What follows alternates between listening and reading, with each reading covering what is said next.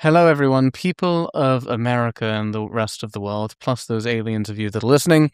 I'm Ben Lavender, Madison Mortgage's very own team leader and mortgage connoisseur extraordinaire.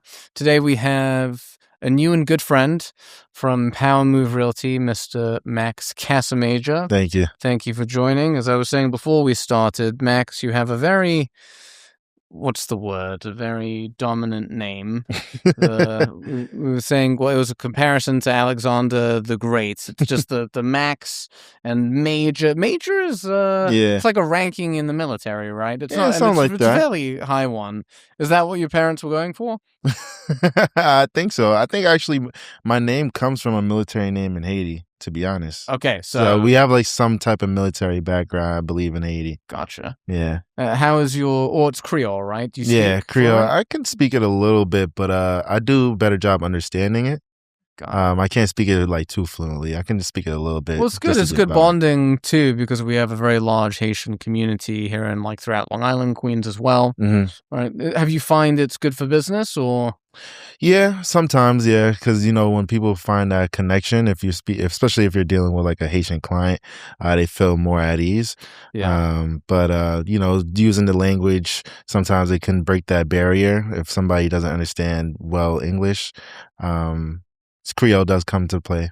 I think it helps a lot. I mean, it helps for me too. Not that there are a ton of British people I mean, there are some, but a lot of them are in the city. Yeah. But it comes in handy. What does come in handy actually, because of like the British Jamaican connection. I have a lot of I have a lot of Jamaican, not speaking clients, but Jamaican origin clients, and it's just they feel more comfortable. I had this lady. This must have been like 6 years ago, but I'll never forget it. Is that I was talking to her on the phone, right, for like months, you know, by the time she reached out, and then like her closing came and she came to the office, and like when I'm on the phone, I project very loud, and she was just like, I shake her hand, I was like, hi, I think her name was Marla, and she's like, who are you? And I'm like, I'm Ben. And she's just like, what do you mean you're Ben? I was expecting like a 6'4" handsome Jamaican man, not a 5'8" short, bald Jewish guy. I was like, thank you very much. I really appreciate that, but whatever. Anyway, congrats on your closing. Okay, so back to you, Max. So give us the spiel. Like, how did you get into the business? I know you got in young. Yeah, I got in very young.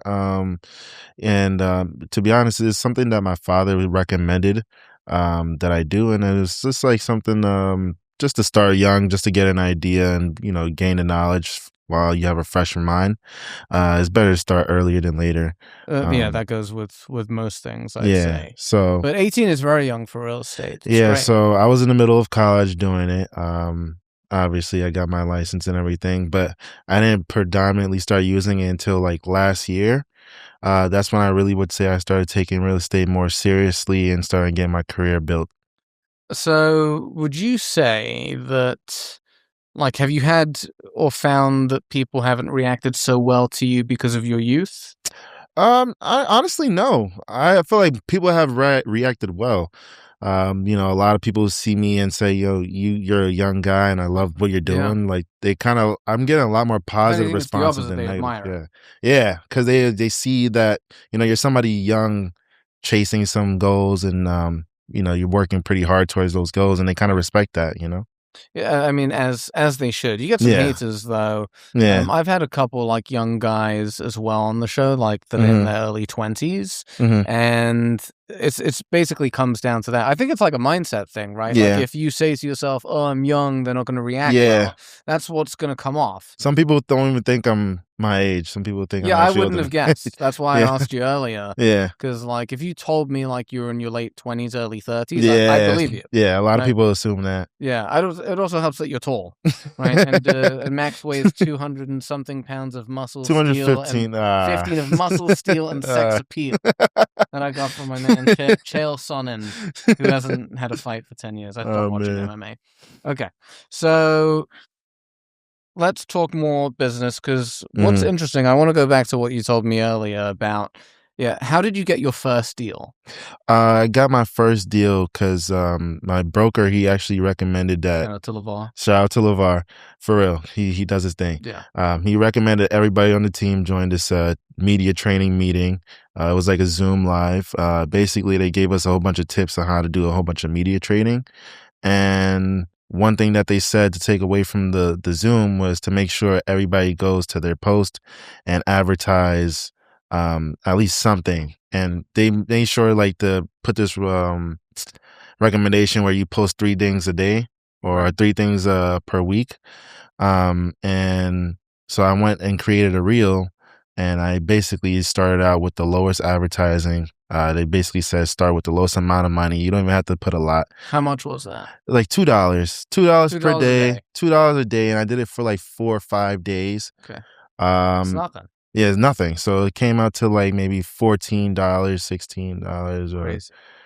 total after taxes and everything. And then yeah, it was just me doing some real estate content and exercising in the gym. So let's dive a little bit deeper. Did you like upload an audience and push the reel to that audience? Yeah, I basically made like a select range of audience with a specific age range and a geographic location.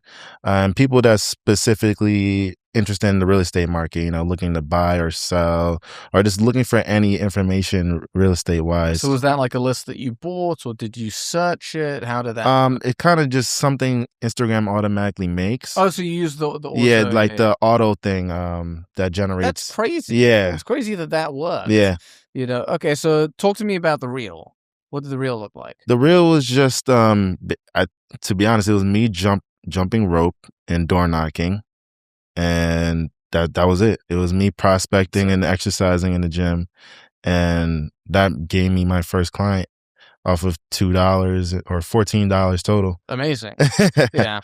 And I mean, the part of it, which I think is cool, and it's the part that people miss in our business, both sides, is that, you know, most people will look at content online and be like, oh, it only makes sense to do it if you go viral and you get all this attention, which for some people that's what they want. But at the end of the day, what sounds like what happened is that this person who became a seller, right? Yeah. They just got to know you through your post. They felt comfortable with you and they're like, sell my house. I think that's something very important that a lot of people are missing, is that like engagement with the audience, like kind of just connecting on that personal level. Like people might think like me throwing the gym in there is like kind of random and doesn't have really nothing to do with real estate, but it kind of just brings out the character in me. You know what I mean? Like how does that tie? Like I'm guessing, correct me if I'm wrong, like take progressive overload for an example. Yeah. Like you can apply the same concepts. Yeah, exactly. That's one of the first things LeVar, shout out LeVar again, he had told me when I joined the team. He's like, he always, he's seen that I was like fit. So he's like, you in the gym, right? He's like, treat real estate the same way as the gym. You know, business is not going to happen He's like damn that. smooth like that. Yeah. He's always connecting dots, but he's really sharp. But that's one thing he told me, you know, treat real estate like the gym. You're not going to have business right away.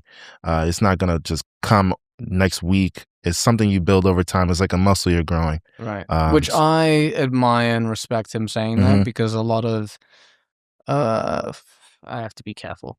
A lot of leaders in the business will sell the opposite, right? Because they just want to get you in and they want to get you excited.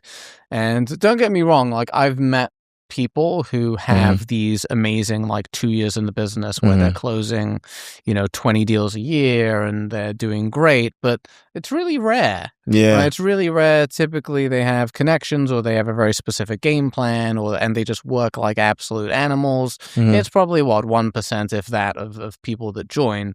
The average person gets in, slowly you learn, you grind, you build your network, and then it takes off. But even when it takes off, you still can't relax. You still can't relax. You still got to, you know, stay on it, put the gas down, and, you know, continue prospecting, generating new business, like you said. It's all a numbers game. You never can relax. Yeah. This seller, was it residential, commercial? Commercial. Okay. It was a mixed use. So that's interesting that your first deal was a commercial deal. Yeah, it was like a kind of like an eye opener, like, like the whole, like I know about like advertising your content and everything, but prior to like I guess the meeting, I didn't really take it too seriously, and it kind of inclined me to do it.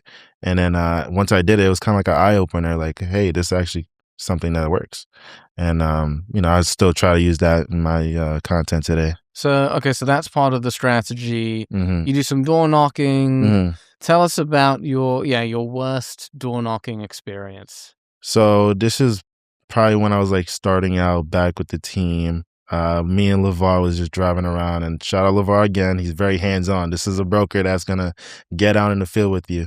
So we were driving around. He was actually door knocking around with me.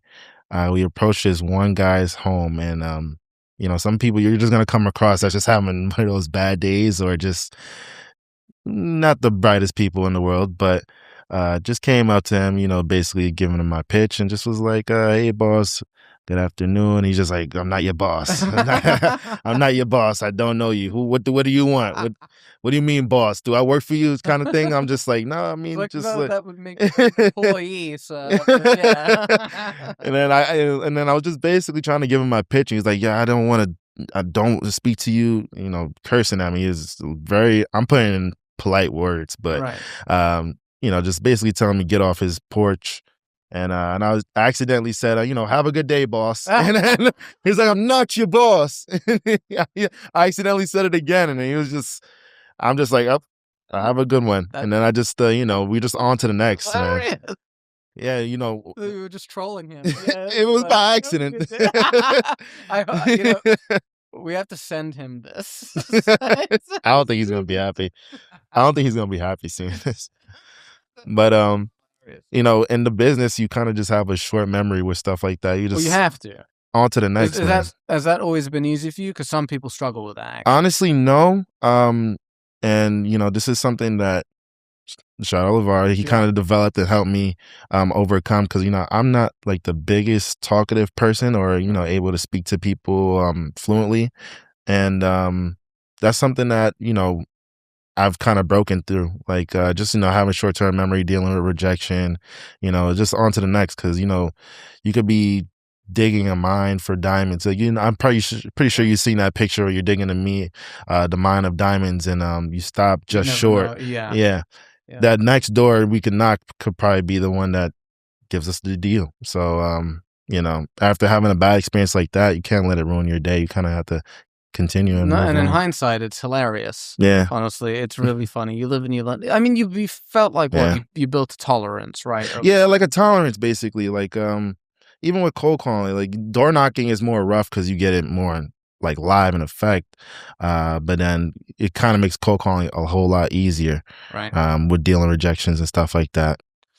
Cold calling is not, I mean, look, some people love it. I know people that have been doing it for 15 years in our business, and they love it, and then others hate it. I think it's more so about like adapting to your personality. Yeah. But that's another thing with the gym. Right, it's like sometimes you just push through things. Let's say you try a new exercise that your body doesn't really get how to do it. I think for most people that would probably be Bulgarians, right? They're taxing, they're complex.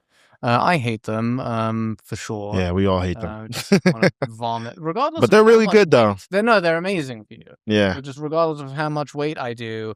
They're not. Yeah, I want to puke either way. Yeah. Okay, let's get into some more business stuff, because believe it or not, time is flowing. We've only got like 5 minutes left. Really? What's the number one thing that surprised you about the business when you started going with it? When I started going with it, I guess the number one thing that surprised me was how far, I guess, perseverance and following up too. Like, just perseverance all around is a big factor in the business, because like I said, following up, like a lot of people don't do that, or just don't follow up enough. Do you have a favorite way of following up? Like, do you follow a system, or you just kind of wing it based on? I'm kind of just winging it, certain days, or, during the seasons. Like, there's a whole bunch of holidays that just passed, so Merry Christmas and stuff like that. Recently, I kind of like to send market updates of like things that sold in people's areas, like, specific zip codes, and just sending them comps like, hey, your dream is still possible. Like, if I'm dealing with a seller, of course. But following up and that perseverance is kind of one thing that this business taught me is like, you can never have enough. There's no such thing as being annoying. I don't like to feel like I'm annoying, but like, they can always block you. yeah, they can always block me. Yeah, they don't have to pick up. Yeah. Caller ID, they know if they pick up, they want to hear from you. Okay, so in terms of, okay, let's try this. What is your favorite thing about the business? My favorite thing about the business is like how many people you really get to help and how many people you get to connect and touch, you meet so much different types of people. Yeah. I like meeting people. Like just the other day, I was supposed to show this house to a buyer.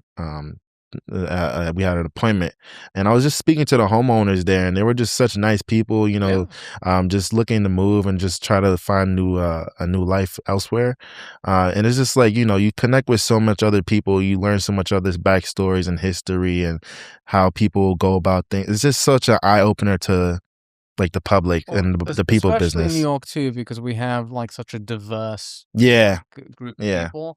The people I was talking about was Trinidadian, so so you wouldn't have people, but like a couple weeks ago, I think I was introduced to someone that's like half Danish and half German, and it was like I've never met a Dane before, even though I'm European myself. But it's just it's cool like that. And when you also think about it, like the average person, they go to their job, they have their friends, their family, their co-workers, and they don't really experience anything outside. It's a very small thing. I mean, look, some people are just not like social people, and that scenario is their worst nightmare. Like meeting new people every day. It's like, I don't want to do that. I'm just like, I'm good. But it's a blessing. It opens your eyes too. I was to be honest, I was once one of those type of people that's like kind of closed off, but like the business kind of made me like, you know what, I enjoy meeting new people. It's like it's such an eye opener. Just you're a closeted extrovert. Yes, you're not yes, yeah. It's kind of breaking out as I get older, but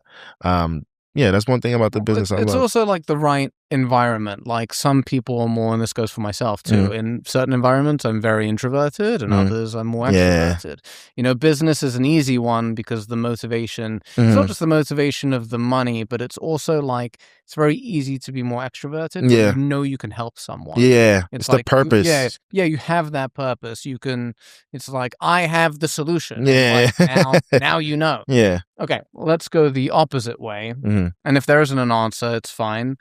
What's your least favorite thing about the business? Least favorite thing, I guess, I mean, it all depends on how you run your business specifically, but I guess how loosely things can be at times of where you have to, maybe improvise some things, or some people flake on you, no shows, or specific things like that. I guess those are kind of charge it to the game actions, but like it's just a part of it. Like just the other day I was supposed to show a house to another client, no show. I had probably a family emergency. I couldn't reach out to him. It's amazing how many family emergencies you come across when you join this business. It's like at the beginning, it's like 5 family emergencies a week. Like, what's going on? Are the hospitals full?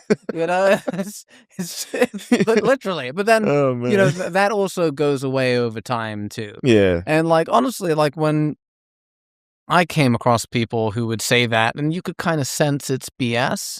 I would just say to that, like, look, if you changed your mind, that's perfectly fine too. Just tell me, just let me know. Block out 2 hours out of my day. It's like you have what I call the right to change your mind.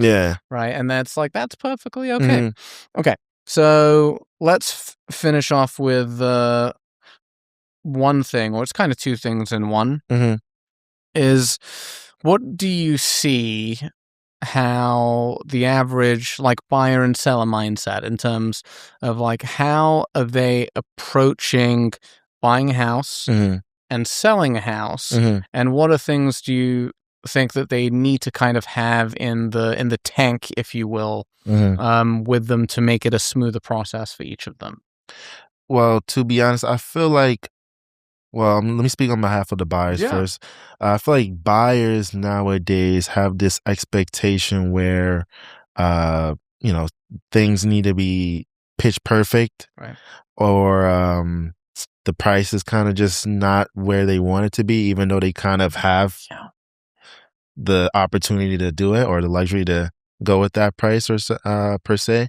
I think it's more so just like being kind of picky nowadays. I feel like buyers maybe a little bit, but I feel like the strategy buyers need to take is kind of just being more open-minded to their purchase. I know it's a big purchase nonetheless, right? But not everything is going to be perfect out of house unless you qualify for. You kind of have to have realistic expectations with what you're. I mean, to add on to Mhm. that, Max, Yeah. even with new constructions, Mhm. like people do inspections and the inspectors find issues. Yeah. Every house has its own Mhm. history and character, and there's always going to be something. Yeah, there's always going to be a wrong. problem. Yeah. And I feel like that's a lot of common thing I'm finding in buyers today is like they can't really settle unless it's like the perfect ideal. I blame Instagram. I blame social media. It may be social media. But I mean, look, as professionals, it's on Mhm. us to give them a polite professional reality. Yeah, of course. But at the same time, I feel like another critique with sellers, on the other hand, Yeah. is maybe they could be a little too greedy at times. Like I had this scenario where I had a buyer who was trying to put an offer a little below asking. The agent basically confirmed with another family member in the deal, I guess, and that family member basically said it was okay. Okay. So, and they're brothers. So the older brother came into the deal and was just like, no, we're not accepting that unless we get this. Right. And it was literally about 10,000 below asking. So Not crazy. So not crazy. 10 grand is 10 grand at the same time. So at the same time, it's like, but I know my buyer can go up, and at the same time, the seller could also come down a little bit. So it's like that median, that gray area between the buyers and sellers, I feel like is where a lot of confliction comes in deals. I see that pretty often. Yeah. With buyers, I find that, the market teaches them. I mean, it goes both ways. Mm-hmm. But from the seller side, I mean, the saying is what? Like the first 2 weeks is when, like, it's hot. You want to price it right. Yeah. And if it sits, you're going to have bad luck. But, what I always say is that, if they won't listen to you, the market will teach them. Yeah. Right? They'll get reality. But some people deny it. Some people will go on for like... Some people do deny it. Yeah, no, because I've had clients that will literally like pre-approve them. They find a house within a week. They go into contract. Yeah. And then I've got others that literally it will take them years to buy something or they never do. And the difference is that the ones that do it quickly, they get the market. They're more realistic. They also have motivation to move, like typically like family, whereas someone that takes 3 years will, they're looking for this perfect scenario that doesn't exist. They want rates to be low. They want the home price to be low. They want the house to be in perfect condition. Yeah. And unless you get really lucky, you can't find that. Yeah. And so I had it with this lady, one specific lady, and I love this woman that I did the loan for, but she wanted to do a renovation loan. And she did it on a house, or tried to do it on a house that, was basically an REO, a foreclosure. And she was competing with all these buyers who were buying cash. They were investors, either hard money or cash, technically same thing. At least from the seller's perspective. And she kept getting outbid by them, or she would lose because she was using a finance one. And so she would lose on that, and she had a certain threshold. Long story short, it took her not 3 years, but I think like 2 years to be like, yeah, this isn't working, regardless of all the books and forums that I'm on. And, that stuff's good too, because you want community, but sometimes you get stuck in like the chit chat of it. And she ended up buying just she bought a 3-family in Brooklyn. That's good. Yeah, no, she did great. She got a really, really good price. And ironically, it did still work out to her benefit because that thing shot up in equity dramatically. I think she gained like $250 in like 2 years because I think she got it in like 2019. Wow. So she still did well, but if she still like came to that conclusion earlier, she would have been 2 years ahead. But again, everyone works to their own time. Yeah, it could be timing too. Timing is a big factor in all of this as well. And everyone moves at their own pace. I think on us, like, because there's also pressure as like, you know, professionals to push people in the right direction, but we can't like push them too much and be aggressive. We just educate, and you know, just bring value information. And it's also the same thing. It's like we don't have to work with people, right? We can choose to say, "Hey, I'm not the right fit for you. I can give you some recommendations." So, like, I also think like no one really has the right to complain. The buyers and the sellers, they have their choices of to who they want to work with, and as professionals, we can choose who. Literally. So and well. Actually, I'll leave it at that. Max, how can the people of America reach you? They could reach me on Instagram. They could reach me on email. They could reach me via phone call, anything. And text. What are those? What's your cell? What's your my cell phone number is 347-676-8580, and my email is Cassamajor, Cassamajor, powermove@gmail.com. And my Instagram is maxmajor.realty. Power move for the power lifter.